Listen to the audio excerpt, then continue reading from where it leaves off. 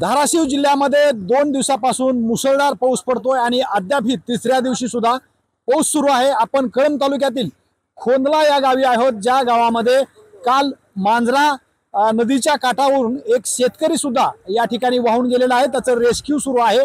आणि दुसरी महत्त्वाची गोष्ट म्हणजे आपण जर पाहिलं तर या ठिकाणी जे नदीचं विस्तृत रूप जे असते रूप नदीनं धारण केलेलं पाहायला मिळते। पिकांचं मोठ्या प्रमाणात नुकसान झालंय। आपण जर समोर पाहिलं तर ऊस जी आहे ती ऊसाची शेती पूर्ण नस्तनाभूत झालेली आपल्याला पाहायला मिळते। दुसरीकडे सौर ऊर्जेचे पॅनल असतील किंवा सोयाबीन सारखं महत्त्वाचं पीक असन, हे पीक सुद्धा मोठ्या प्रमाणामध्ये ह्या नदीच्या काठाचं जे आहे ते वाहून गेलेलं आहे, नुकसान झालेलं आहे। आपल्याबरोबर या गावातले ग्रामस्थ सुद्धा आहेत। मला सांगा, ही कधी पूर आला नदीला? या पूर परवा दिवशी रात्री आला, अचानक पाणी आलं एकदम, त्यामुळे ही सगळी परिस्थिती निर्माण झाली। एक शेतकरी इथून वाहून गेलेत ना?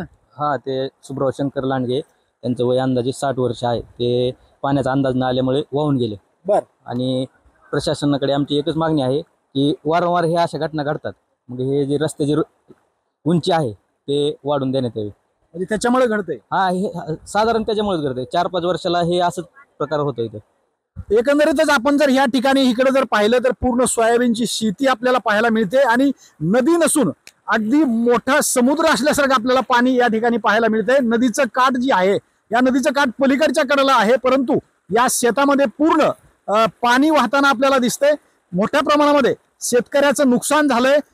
या ठिकाणी बचाव कार्य सुद्धा जी शेतकरी वाहून गेले त्यांचं सुरू आहे। अद्याप मात्र त्या शेतकऱ्यांचा शोध देखील लागलेला नाही आहे। श्रीराम क्षीरसागर, TV9 मराठी, धाराशिव, कळंब।